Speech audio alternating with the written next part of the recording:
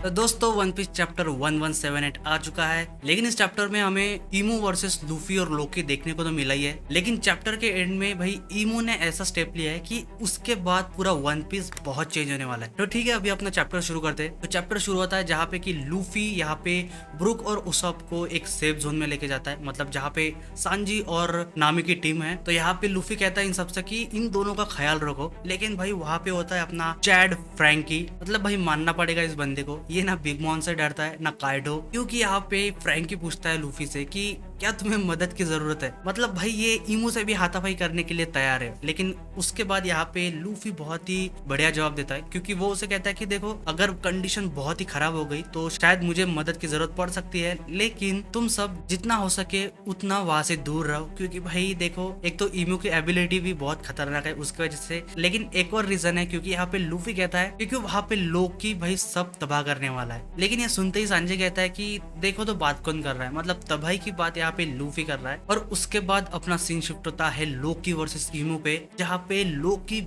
बहुत ही खतरनाक अटैक करता है ईमू के ऊपर। तो उसी दौरान यहाँ पे ईमू लोकी को देख के एक बात बताती है, और वो होती है कि बहुत साल पहले एक जायंट की शिप थी और ऐसा बताया जाता था कि उनका जो कैप्टन था उसकी साइज बहुत ही ज्यादा थी और वो हमेशा एक फॉग में मूव करते थे, मतलब किसी को भी दिखाई नहीं देता था कि आखिर वो लोग है कहाँ पे। और वो स्पेसिफिक सिर्फ वर्ल्ड गवर्नमेंट के शिप्स को ही अटैक करते थे। और उसी दौरान ये भी रिपोर्ट आई थी कि एक जायंट इनॉर्मस क्रीचर आसमान में उड़ रहा है। तो ये देख के यहाँ पे ईमू को कंफर्म हो जाता है और वो कहता है कि वो जो सारे रिपोर्ट्स थे आखिर में वो सच ही निकले। क्योंकि एक टाइम पे यहाँ पे लोकी एल्बाफ के बाहर गया था वर्ल्ड गवर्नमेंट से फाइट करने के लिए, तो शायद ये उसी टाइम का कोई इंसिडेंट है। तो इस अटैक के बाद यहाँ पे लूफी कहता है कि यार इसे खत्म मत कर, क्योंकि मैं इसे बाहर फेंकने वाला हूँ। लेकिन यहाँ पे ईमू और लोकी की जो फाइट चल रही है, यहाँ पे लोकी की साइज बहुत ज्यादा है, तो उसे ईमू को लोकेट करने में बहुत ही परेशानी होती है। लेकिन दूसरी जगह लूफी उसे इजीली लोकेट कर लेता है और कहता है कि आखिर तुम्हारी हिम्मत कैसे हुई ब्रुक और उसप के साथ ऐसे करने की। लेकिन तभी भाई यहाँ पे सिचुएशन पूरी चेंज हो जाती है, क्योंकि गंको के बॉडी में से जो ईमू का ब्लैक फॉर्म है वो निकलने लग जाता है। और यहाँ पे ये दोनों शॉक हो जाते हैं कि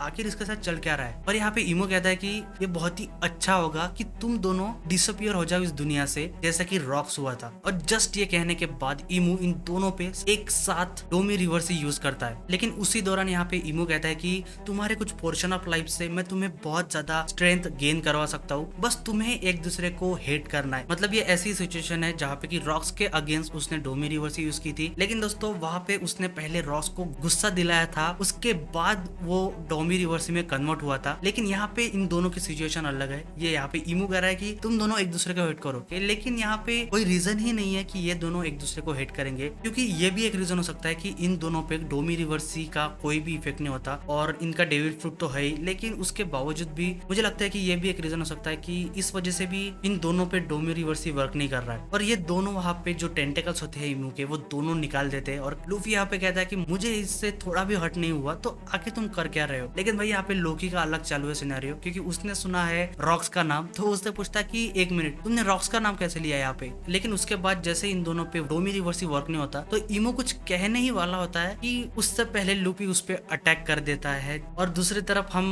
लोकी को देखते हैं, वो कहता है कि भाई मैं इतने जायंट फॉर्म में इस पे अटैक भी नहीं कर सकता। तो यहाँ पे लोकी भी अपने ह्यूमनाइज जायंट फॉर्म में आ जाता है। और उसके बाद हम देखते हैं यहाँ पे लूफी का डॉन गैटलिंग अटैक, जो कि भाई इसकी बॉडी को पूरा पियर्स करते जाता है। और दूसरी तरफ लोकी भी रैग्नर के साथ अपना अटैक यूज करता है निफलहाइम। और उसके बाद हम देखते हैं कि लोकी के अटैक की वजह से ईमू की जो भी बॉडी है, मतलब गंको की बॉडी, वो एक आइस के अंदर पैक हो चुकी है। और यहाँ पे इन दोनों के अटैक के बाद लूफी अपने जो ओल्ड फॉर्म होता है उसमें आ चुका है, क्योंकि भाई उसकी पूरी एनर्जी अभी ड्रेन हो चुकी है। लेकिन लोकी कहता है कि यही एक ऑप्शन था जिससे कि ये सारी चीजें बहुत ही कम टाइम में सेटल हो जाए। तो उसके बाद अपना सीन शिफ्ट होता है फिशरमैन विलेज की तरफ, जहाँ पे कि भाई पूरी आग अभी भी लगी है। और वहाँ के लोग कहते हैं कि उस हरामी लोकी ने इन मॉन्स्टर को तो खत्म कर दिया, लेकिन ये जो मलबा पड़ा है पूरा, ये इनको ही साफ करना पड़ेगा। और ऐसी ही सिचुएशन हम हंटर विलेज में देखते हैं कि वो भी लोग यहाँ पे लोकी के बारे में बात करते हैं कि लोकी ने हराल्ड को नहीं मारा है, लेकिन भाई इसने जो तबाही फैलाई है, मतलब मॉन्स्टर को रोकने के चक्कर में इसने बहुत सारा डैमेज भी दिया है। और उसके बाद यहाँ पे नामी और जिनबे यहाँ पे हेल्प कर रहे हैं लोगों की, मतलब आग बुझाने के लिए। और उसके बाद अपना सीन जाता है वेस्टर्न विलेज में, जहाँ पे अपने जायंट वॉरियर और जोरो है, तो यहाँ पे इनका काम खत्म हो चुका है और ये कहते हैं कि हमने इन ब्लैक मॉन्स्टर को व्हाइट में कन्वर्ट कर दिया है और इनका यहाँ पे रीजनरेशन भी वर्क नहीं कर रहा था। मतलब इन लोगों ने इतना बुरा मारा है इन मॉन्स्टर्स को कि भाई इनका रीजनरेशन भी काम नहीं करता। लेकिन तभी इनको लगता है कि सब खत्म हो गए, लेकिन यहाँ पे 2-3 बचे होते हैं मॉन्स्टर। तो अपना जोरो कहता है कि कोई टेंशन मत लो, मैं संभाल लूंगा इन सबको। तो तभी भाई एंट्री होती है चॉपर की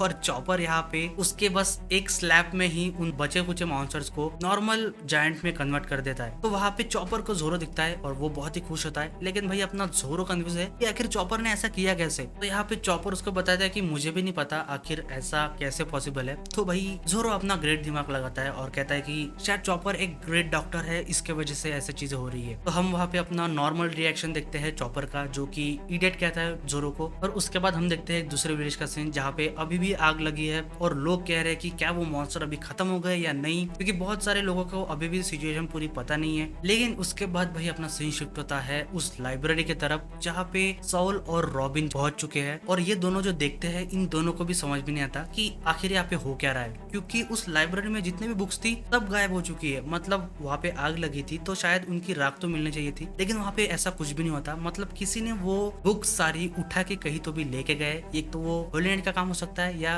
किसी थर्ड पर्सन का काम हो सकता है। और यहाँ पे सॉल कहता है कि वो जो बिब्लो था, मतलब वो आउल, वो यहाँ पे था, तो हो सकता है कि उसी ने यहाँ पे बुक्स किसी सेफ प्लेस पे ले गया हो आग लगने से पहले या उस सिचुएशन में। लेकिन यहाँ पे रॉबिन कहती है कि अगर उसने ऐसा किया है तो वो कहाँ पे, मतलब वो अभी तक वापस तो आ जाना चाहिए था। तो उसके बाद हम सीन देखते हैं सांजी और फ्रैंकी और जहाँ पे किलिंगम है। तो यहाँ पे सांजी कहता है कि जब से ये अटैक शुरू हुआ तो चीजें बहुत ही फास्ट पेस से चलनी शुरू हो गई। मतलब किसी को भी पता नहीं है एग्जैक्टली यहाँ पे क्या हो रहा है। तो यहाँ पे फ्रैंकी कहता है कि ऐसा नहीं है कि हम किसी बहुत ही बड़ी ऑर्गेनाइजेशन के साथ फाइट कर रहे हैं, बस यहाँ पे लगभग 3 या 4 होली नाइट थे, लेकिन इसके बावजूद यहाँ पे पूरे एल्बाफ को केओस में डाल दिया इन 3-4 लोगों ने। तो यहाँ पे हम किलिंगम को भी देखते हैं और वो यहाँ पे कहता है कि आखिर इमो सामा के साथ क्या हुआ, क्योंकि भाई इस ढक्कन को पता नहीं कि इमो का आखिर हाल हुआ क्या है। लेकिन हम दूसरी तरफ देखते हैं वेस्टर्न विलेज के एक एज पे जहाँ पे भाई सोमर्स के बहुत सारे टुकड़े हो चुके थे, लेकिन इसके सर के 2 टुकड़े होने के बावजूद भाई वो रीजनरेशन कर रहा है खुद का। और हम उसका हार्ट देखते हैं यहाँ पे, और इसके बहुत सारे स्पॉइलर आए थे कि यहाँ पे सोमर्स का हार्ट जो है वो एक मैकेनिकल है, लेकिन मुझे नहीं लगता कि इसका हार्ट एक मैकेनिकल थिंग है, क्योंकि भाई चैप्टर में देखने के बाद ऐसा नहीं लगता, ऐसा लगता है कि ये नॉर्मल ही है, बस ये खुद को रीजनरेट कर रहा है यहाँ पे और कुछ भी नहीं। और तभी हम देखते हैं लोकी और लूफी को, जहाँ पे अपना लूफी ओल्ड मैन के फॉर्म में आ चुका है क्योंकि इसकी एनर्जी पूरी ड्रेन हो चुकी है। तो यहाँ पे लूफी से कहता है कि भाई मुझे खाना चाहिए, मुझे ला के दे। लेकिन भाई लोकी यहाँ पे इतने आसानी से इसकी बात मानता नहीं है। वो कहता है कि अगर तुम्हें खाना खाना है तो विलेज में जाके खा ले, क्योंकि मैं वहाँ पे नहीं जाने वाला। और आखिर ये तेरा अपीयरेंस क्या है, मतलब क्योंकि यहाँ पे लोकी ने पहली बार लूफी को ऐसे ओल्ड मैन फॉर्म में देखा है। लेकिन तभी हम उसके बाद एक सीन देखते हैं जहाँ पे कि उस बर्फ के अंदर जहाँ पे ईमो रिस्टेंट हो गया था, तो वहां से वो गायब होने लग जाता है। और उसके बाद इस चैप्टर का बहुत ही बढ़िया पैनल जो कि वन पीस को बहुत चेंज कर देगा, क्योंकि यहाँ पे ईमो मरिजवा में जा चुका है और वो सारे एल्डर्स को एक मैसेज देता है कि ईमो खुद अभी होली लैंड से थोड़े वक्त के लिए विड्रॉ करने वाला है। मतलब भाई ये ईमो अभी मरिजवा के बाहर निकलने वाला है उसकी एक्चुअल बॉडी के साथ। तो हमें पता नहीं कि भाई इसके बाद क्या होगा, क्योंकि भाई ईमो ने अभी तक जो भी फाइट की वो बहुत दूर से की, क्योंकि उसकी एक पोजेशन के साथ, मतलब किसी और की बॉडी को पोजेस कर लेना, उसके बाद उसने ये फाइट की है। लेकिन अगर वो उसकी एक्चुअल बॉडी के साथ बाहर आता है और किसी से फाइट करता है तो उसका रिजल्ट हमें नहीं पता, क्योंकि सबको भाई स्टार्टिंग में ये लगा था कि एक्चुअल फाइट फोर्स जो है वो एल्डर्स है, ईमो नहीं है। ईमो बस यहाँ पे बस चेयर पे बैठने का काम कर रहा है। लेकिन 5 एल्डर्स ने भी मार खाया, तो उसके बाद ऐसा लग रहा था कि ईमो बहुत ही पावरफुल है और हमने फिर फाइट देखी ईमो की। लेकिन अगर अभी ईमो उसकी एक्चुअल बॉडी के साथ बाहर आता है तो हो सकता है कि भाई इसकी एबिलिटीज बहुत ही अलग हो और इसका पावर लेवल भी बहुत ज्यादा हो, क्योंकि अगर ये बंदा एक दूर से एक चेयर पे बैठ के किसी को पोजेस करके इतना फाइटिंग पावर दिखा सकता है, तो अगर ये एक्चुअल में एक किंग है तो इसकी पावर बहुत ही डिफरेंट हो सकती है। तो दोस्तों इसी के साथ ये चैप्टर खत्म होता है। और आपका क्या ओपिनियन है इस चैप्टर को देखने के बाद, जैसे कि ईमो बाहर निकल रहा है पहली बार, तो आपको क्या लगता है कि क्या क्या हो सकता है, तो आप कमेंट में जरूर बताना। तो अगर आपको ये वीडियो पसंद आता है तो आप इस वीडियो को लाइक और चैनल को सब्सक्राइब कर सकते हो। तो मिलते हैं दोस्तों अगले वीडियो में।